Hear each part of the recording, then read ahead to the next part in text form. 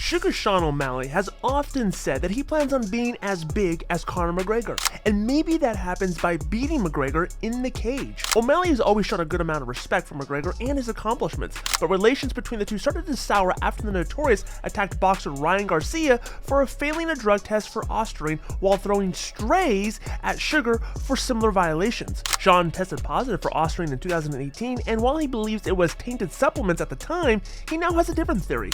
New research published on Ostarine shows that athletes can test positive if they're exposed to the sweat of someone taking the performance-enhancing drug. When O'Malley shared that paper, McGregor needled him once again, and now Sugar wants a fight.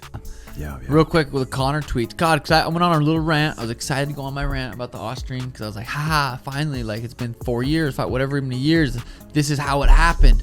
And Conor does his little fucking bump and puts a laughy face. And that one drove me a little crazy. I'm like, really, motherfucker?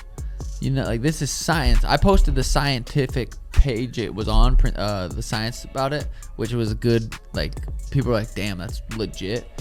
I think Conor deleted the tweet, but I went on a little rampage. I was just sitting in it was that Monday the Tammy died. I was in Vegas at my hotel room waiting to go to my face-offs, had a little extra free time, grabbed my Twitter phone, and I was like, just fucking Twitter fingers turned to Twitter fingers. You know what I'm saying? Was tweeting it out.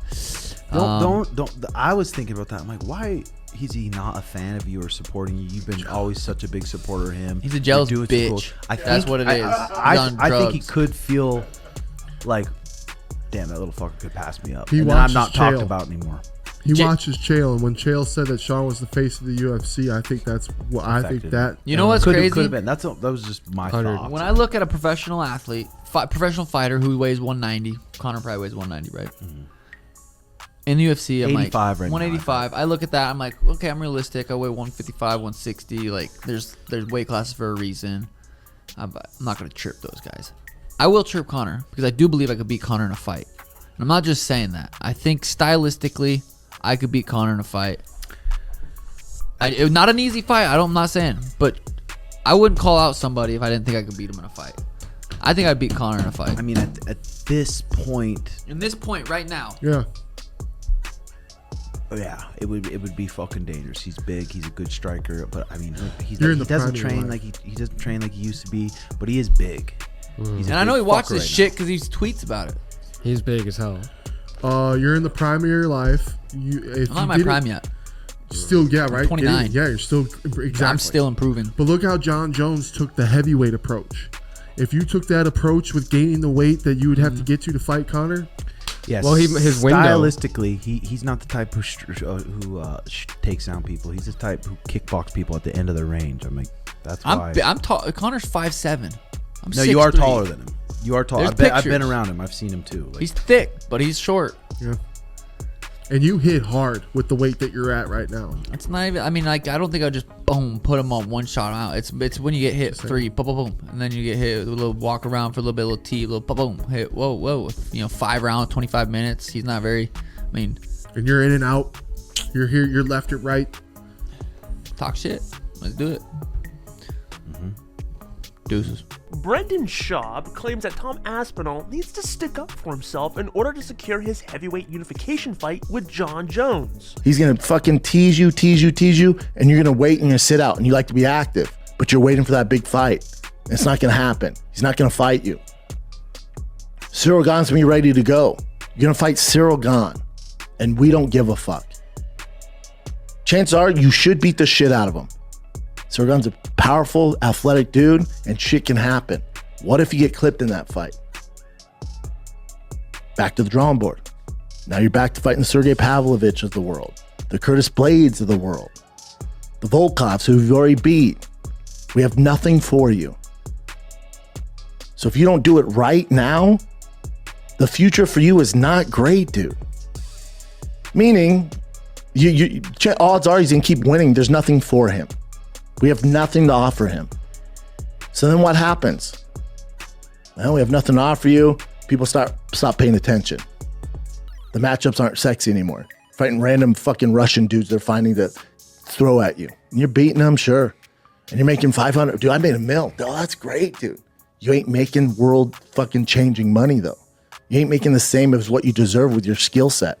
So your star power starts to go down. But you're still winning, but you're making 400, 500K.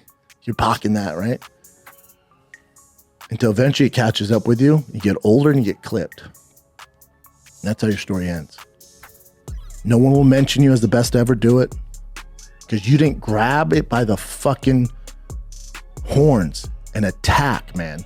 Because when you're a 9-to-5er and when they tell you to jump and you have a smile on your face, they take advantage of it. And you're an outlier, dude. You're a goddamn 1%er. You gotta start acting like it. Otherwise, it's gonna fuck you, man. And that would be a goddamn shame. Everyone wants to shit on Conor and the shit he does. Look how much fucking money and fame he has. Now, I'm not saying do all that crazy shit and all. You don't have to do that. What I'm saying is you gotta fight the man. And that man, his name is Dana White, and it's fucking tough to get a fucking inch on the dude. But you're gonna get his respect. And you're gonna get what you deserve in this world, and that's what you should do, dude. Otherwise, the game's gonna pass you by, and you're one of the most talented people I've ever fucking seen, dude. He's so goddamn talented. He could be the face of the UFC if you play it right. Otherwise, you're just gonna be another goddamn sheep in this fucking machine. And he is a fucking British lion, dude. But for what reason, he looks in the mirror and he's not seeing it. I'm telling you, Tommy, look in that fucking mirror and tell people to fuck off, dude. Not literally, don't say fuck off to Dana. That doesn't go well. Don't do that. Trust me, I'm banned from everything. Don't do that. What I'm saying is stick up for yourself, dude. Because right now you're getting bullied. You know how I'm fucking slapping it? He's going to be the alternate in the heavyweight division. Whenever have we seen a fucking alternate be more talented than the two guys fucking fighting? Whenever we've seen an alternate who's active, starching contenders, shortest cage time ever. When have we ever seen that? Sitting on the sidelines, waiting for a guy who has legal troubles, who hasn't fought in for fucking ever, blew out his goddamn pec, versus another guy who's fought in 4 years. When he did fight, he got knocked out. You got this young kid in his prime here, just wasting fucking time. And for what? For what? Because your analytics tell you Stipe versus John is bigger? Fuck off, dude. Make them work for you, Tommy. Yeah, you're not the best talker. We don't need that. That's why people love you. Yeah, you're a good dad. You get off social media. All good, dude. That's why we fuck with you. But at some point, you draw that line in the sand, dude. Because you're looking in the mirror right now, and you're seeing a badass, but there's so much more potential there. And if you want life-changing money, this is what it's going to take. I'm not saying go against the UFC. I'm not saying talk shit to them. That's not the way to go. I'm saying stick up for yourself. When they ask you to jump, you ask why. When they ask you to fill in as the alternative, you go no. You got to have this marketing around you're the very best. John and Stipe ain't shit. I beat both of them the same night. I'll fight both of them right now. But the respectful, John's good, man. I just think I'm a little better. I'd love to fight you. That ain't gonna do it. You go, you ain't shit. I don't like the way you represent the company. Yeah, you did great at light heavyweight. Heavyweight's my division. I will fuck your world up anywhere it goes. Striking, you ain't shit. You wanna go to the ground? Fucking bring it. Grew up in a jiu-jitsu gym. What else you got? The Stipe fight is a fucking shit show. Nobody wants to watch it. That's what we need. That's what the people are saying, dude. The majority of people are saying that, Tommy. But he's playing the narrative. I'll just wait my turn. Your turn is now. Your turn was a year ago. You've done enough to prove. We all know it. Anybody that knows fighting knows you're the best in the world. We all know this. Except for you and your fucking team. Oh, we'll be alternates. Fuck you, dude. Nah, man, we ain't gonna be there. We ain't gonna be there. John ain't the real heavyweight. Why would I do that? When has an actual champion sat in to watch two old guys fight? Why are we doing this? It makes no sense. I won't be there. I don't support it. That's what you do. I don't support this. I don't know what the UFC became. And I don't know if their analytics saying that's bigger than me, but If it's talking about you want the best fighter in the world, the best versus the best, that ain't it. Curtis Blades was a tougher matchup for him than either of those guys. Let that sink in. He beat him in a fucking minute. Gotta be lying, dude. Otherwise, they're gonna fucking walk all over you. You still make money, you know? They'll bring you to the events, give you a hotel, fly you and your kids around, your wife, all good, man. It's not enough, dude. Don't get comfortable.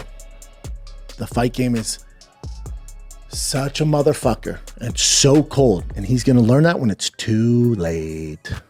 He's had so much success. He thinks that's success, but there's a whole nother world, dude, where the John Jones, the Conors, the Khabibs, the GSPs, the Anderson Silvas, the Islam Makhachev, they all live up here, dude. And you're down here, looking at the penthouse, not realizing you're better than them. That's it.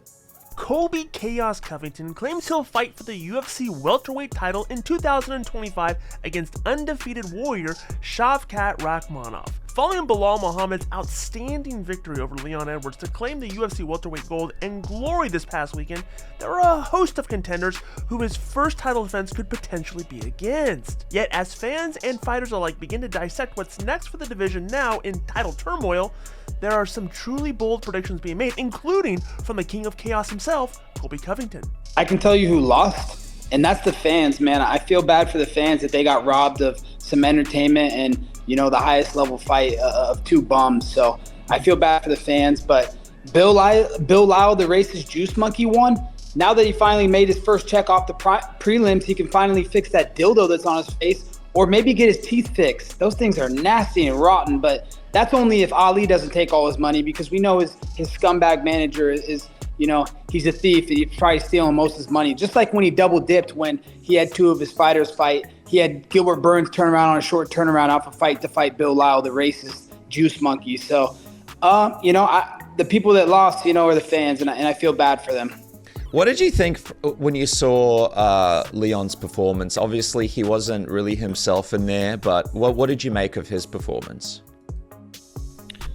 To be honest, you know, full transparency, I didn't watch the fight, man. I'm out in Nashville. I came out here for the Bitcoin conference because, you know, the greatest president in history, Donald Trump, was out here speaking. So, you know, I had to make sure that my president, Donald Trump, was safe. You know, he's been under a lot of siege and attack lately. So I wanted to make sure that, you know, he had someone that was going to watch his six and really watch his backside. So, you know, I've been in Nashville just enjoying time and learning more about Bitcoin, because I do believe that's our future currency. And you know, I want to see it go to the moon. I want to see a Colby Covington coin, man. I'll buy into that. Let me ask you this. Were you surprised yourself when you saw that Bilal beat Leon? Not really, just because, you know, I know that Leon made so much money in the last fight with me that, you know, I don't think he's hungry anymore. I think he's lost his motivation, and, you know, he has nothing more to fight for. What is he fighting for? You know, he's already achieved, you know, everything that he set out to do. He's reached the top of the mountain. So, you know, he's not a type of guy that's going to get knocked down and get back up and fight harder. You know, he's a quitter. You know, he's shown it in the past, and you know, he's just, you know, you could tell he just doesn't have that hunger anymore. I don't know what happened in the fight or how the fight went or who looked which way, but I can just tell you, I knew that Leon wasn't going to be motivated, and, you know, I think that's the last we saw of Leon. Now Leon can go back to the prelims where he belongs. For you personally, are you excited for the fact that Bilal is the champion? I know you and him have had a bit of a rivalry, a bit of a back and forth, a new champion, a new feud for you to sort of get into for the title. What's your reaction now that that sort of happened and it's here now? You know, the guy's a fucking pussy. The only time that Bill Lyle, the racist juice monkey, wanted to fight me was when I already had a title fight signed, sealed, and delivered. That's the only time he wanted to fight me. Otherwise, he's never said my name because he knows he's a little bitch and he knows what I would do to him. He's a pussy. If I cross paths with him, he won't be champion anymore. He won't be a man anymore. I will take his man card. And we know he's still a virgin, so it's not like anybody's going to fuck him because he's just disgusting. I mean, look at his teeth. Look at that dildo on his face. He's just a disgusting excuse of a human. So, you know, I'd love to fight him. I hope that fight happens. You know, I'll do whatever it takes to get to that. You know, I'm going to talk to the UFC, see what I need to do to get to that fight. But, you know, I can tell you that he knows that I'm in his crosshairs now, and, you know, he's only tried to call me out when he knew I had a title fight signed. Besides that, he would never mention my name. How do you think a fight between you and Bilal plays out? How does it look? I think it looks like how Vicente looked against him the first time they fought when he KO'd him. You know, he put him out cold. He's not going to take me down. He's not going to be able to put a wrestling game plan on me. His striking sucks. I mean, look, he couldn't even finish Gilbert Burns when Gilbert was on one arm and Gilbert was on a short camp because he just fought 3 weeks before that. He had to do 2 weight cuts, 2 quick turnarounds because his sleazeball manager, Ali, talked him into and convinced him into, oh, this is a title eliminator, when it was never a title eliminator. I was obviously already fighting for the title and guaranteed the next title shot. So that fight never made sense. I feel bad for Gilbert that his, you know, shitty ass manager, you know, double dipped on him and Bill. You know, he took paychecks from both of them, you know, and he screwed him. He put his, you know, he put him in a tough situation, you know, where you're turning on a short turnaround and you got to cut weight twice. So, you know, he couldn't finish that guy on one arm on a short turnaround. What's he going to do to me, honestly? He's got nothing for me. It'd be an easy fight. And, you know, he's going to look to duck and pick and choose all the easiest fights he can. But guess what? He's not a star. He has no pull in the company, so he's going to do what he's told like a good little boy. A lot of people are saying it's going to be him and Shavkat next, so you could potentially be fighting Bilal or Shavkat very, very soon. Who do you think will be the champ when you rock up for the next title shot? Do you think it's still going to be Bilal, or do you think it could be a one and done thing for him? Yeah, I think it's a one and done type thing. You know, he's obviously on the right steroids right now. He's doing the right cycles. So, you know, he had a one night, you know, lightning in a bottle type performance. And, you know, he's the supposed paper champ right now, but no one cares. You know, he doesn't draw flies to shit. So it's not like he's going to make any money with that belt. He's going to do as he's told. And yeah, I think he will be one and done. I think I'll be fighting shit rat before the end of next year. You know, I'll get back in there, and whoever the biggest and best business that I can do for the UFC and for the fans. You know, I fight for the fans. I don't need a belt to know I'm the best in the world and to know I'm going to put on exciting shows for the fans. This sport's about pleasing the fans, and that's what I love to do best. So, you know, I'm going to get on the phone with the UFC, see what I need to do to get back to that title, and I will be champion. The people know it. I know it deep down inside. This is my destiny, that I'm supposed to be here. God put me here for a reason, and I'm going to make the most of that reason and go get that world title. I've never really heard you speak about Shavkat before. What do you actually think of him as a fighter and this matchup between you and him down the track if he is champion? You know, I don't think anything special is shit rat. You know, I think that, you know, the way he fights, you know, he fights very, you know, very tall, very high up, chin up in the air. You know, he almost got knocked out by, you know, the busboy from out back that's serving bloomin' onions, Jeff Neal. So, you know, he got exposed that fight. And then, you know, he fought number 9 Wonder Boy's last fight. I don't know how that warrants a title shot, but, you know, I don't know. You know, he's finished a lot of nobodies, some jabronis from the amateur Indian casinos, but, you know, he hasn't fought, you know, top contenders yet. So I don't know what to expect from him. There's a lot of unknowns, but, you know, I know that I have the skill set to beat anybody in the world. I'm the most well-rounded fighter. You know, I've been working extremely hard, you know, this last couple months on my recovery, making sure I'm 100% healthy, and now just evolving as a fighter. You know, I'm more than just a wrestler. You know, I can put it all together, and, you know, I'm going to start surprising the world soon, and I can't wait to get back in that octagon. I've never been hungry. I'm so fucking hungry. I have such a big chip on my shoulder. Everybody wants to, you know, point fingers and say, oh, Colby's last fight, oh, the title, this and that. Dude, I want to see them. They get sprained pinkies. They don't go to work for weeks. You know, I got a broken foot in 3 different places. I'm fighting 25 minutes in a world title fight. So, you know, now that I'm healthy and I'm coming back healthy, I'm going to shock the world and you know, Colby will be champion. Kamaru Usman was probably out of the welterweight title picture for as long as Leon Edwards was champion, thanks to consecutive losses to Rocky at UFC 278 and UFC 286. But now that Belal Muhammad has upset the 170-pound apple cart, the Nigerian Nightmare is back in the running, and wiping out a top contender like Shavkat Rakhmonov or Jack Della Maradona would likely elevate Usman to the #1 slot. You're looking to possibly, you wouldn't want to go in there and fight Belal Muhammad for the belt. You would want to get one and then fight him, or what are you thinking, bro? Absolutely. I'm here to Are you talking to the fighter, or are you talking to the realist, the human being from the outside looking at the whole spectrum of everything, trying to satisfy everybody? You tell me, which one you want? Or do you want the Nigerian Nightmare, Kamaru Usman? Well, give me both, baby. Okay, I'll tell you right now. You want the Nigerian Nightmare, Kamaru Usman. Give me ample time to get in there at the end of the year, top of next year. I'll go in there and take my my welterweight strap back. 100%. But if you're talking to the man that's from the outside looking in to try to satisfy everybody, when you look at the landscape of everything, yes, it's all he lost to Leon Edwards, but people have amnesia very quickly. People forget that I was winning almost 24 minutes of that fight until the lightning hit the lightning struck and Leon landed that kick. And I think when you land something like that, it almost kind of spoiled Leon to where he forgot that, hey, I was being dominated this exact same way, to where you feel, oh, I'm the champion, I can just do whatever I want. No, you have to go out there and actually fix those mistakes, which clearly he didn't fix. But because of that loss, now as the UFC, as a company, you're gonna go, okay, I want to get Usman a fight to really show the fans that he's back, to show us that he's back and he deserves a chance to potentially go out there and get that title back.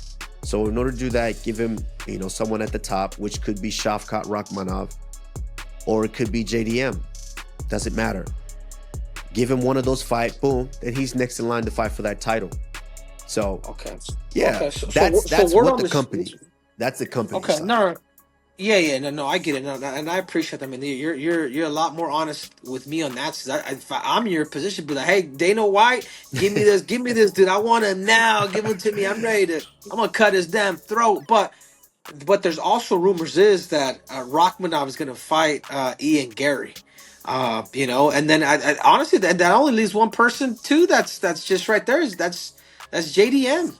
I mean, if they do set up that fight with Rakhmonov and Ian Gary, and you do fight a guy like JDM towards the late this year, beginning of next year, I mean, could Dana White just look at the landscape and say, hey, let's see who performs better is going to more likely to get that fight? Does that seem? Am I onto something, Kush? Absolutely, 100%. I think that would be for a company's perspective, that would be the fair assessment. But you also have so many pay-per-views that you need guys to continue to perform. And you're looking at a pay-per-view like Abu Dhabi in October. You need a guy like Belal Muhammad, or a guy like myself on a card like that, or a guy like Shavkat Rakhmonov, on a card like that, because you're going into Muslim territory now, and you need a guy that the people want to see fight, want to see perform. And you got a new champion in Belal Muhammad. So it makes sense to make a fight like Belal Muhammad versus Shavkat Rakhmonov, because he's the only one. I still believe Jack Della Maddalena, even though he's great, he's on a good run, I still believe JDM needs a little bit more. I think he needs a fight, because to skip Shavkat Rakhmonov, to skip myself, to skip Leon Edwards, I still think he needs one fight to get him to that title contention. Even though I think he's right there in the mix, I still think he needs one fight to get him there. But I could see the UFC going, hey, let's do Belal Muhammad versus Shavkat Rakhmonov in October. Yeah. And winner of a guy like, winner of myself versus JDM at the top of next year. And also now you can do Leon Edwards versus Ian Gary. I think those are all great fights. It is what it is. Of course, I don't mind. I don't shy away from any. I would like Shavkat. I would like JDM. It doesn't matter. For me right now, like I said, Henry, the most important thing is for me to get healthy. Once I'm healthy again, then I'll get in there, because I truly know that I am still the best welterweight on the planet. And once I am healthy and I'm able to go out there and display that, I make magic happen. And I said it. I told the world, I said, hey, I'm a bad motherfucker. I said that. I told the world that. And I believe 2018, I told the world that. Whoa. I said, hey, I'm a bad motherfucker. They didn't believe me. In 2019, I went out there with Covington and I told you, hey, I told y'all I'm a bad motherfucker. And then, hey, in 2021 with Masvidal, it happened. So I need to get healthy. Once I'm healthy, hey, I'll go out there and I'm able to give those magical performances. But, congratulations to Belal Muhammad. I'm anxious to see how Leon Edwards is going to regroup and going to get back if he does get back. I know he was talking about moving up before this. I mean, he's a guy that I would like to see move up to middleweight. What do you think? I would like to see him move up to middleweight because if he can put the size on, because his style is.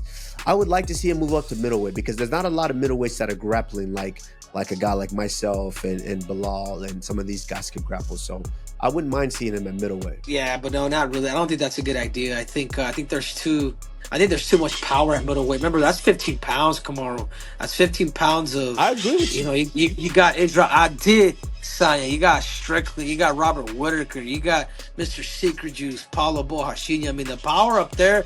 It is different. That's why it's special for guys. But it will be a fun fight. No, the reality is that's why it's special for somebody to become a 2-division champ. And to me, that's pound for pound. But I just don't think Leon's at that. I don't think he's at that leverage, and particularly because he still has those bad habits. He allows people to put the legs in. He stays too close against the cage. Like guys at that division, they bring a lot more power to. So I personally think he should move down. But anyhow, where does that? The other thing too is like, where does that also leave a guy like Islam Makhachev against a guy like Bilal Muhammad? Apparently they're friends, but I know that one of Islam's biggest dreams is to become a 2-division champ.